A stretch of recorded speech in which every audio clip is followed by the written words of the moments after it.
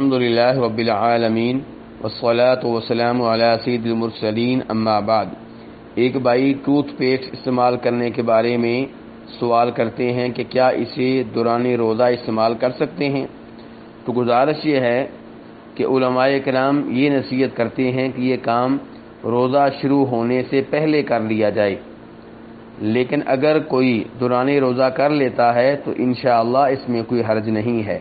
جیسے آپ مسواک کرتے ہیں تو مسواک کرنا جائز ہے، نبی علیہ الصلوۃ والسلام سے ثابت ہے، بلکہ امام بخاری رحمہ اللہ روایت کرتے ہیں عامر بن ربیعہ سے کہ میں نے نبی صلی اللہ علیہ وسلم کو دوران روزہ اتنی بار مسواک کرتے دیکھا ہے کہ میں شمار نہیں کر سکتا۔ تو جیسے مسواک کا ایک اپنا ذائقہ ہوتا ہے، ایسے ہی اس پیسٹ کا ذائقہ ہوتا ہے جو دانتوں کے لیے استعمال کی جاتی ہے۔ تو جب وہ دوران روزہ استعمال کر سکتے ہیں تو یہ بھی استعمال کر سکتے ہیں، لیکن دونوں صورتوں میں یہ کوشش کی جائے کہ اس کے اثرات حلق تک نہ پہنچیں اور یہ چیز معدے تک نہ پہنچے۔ واللہ تعالی اعلم۔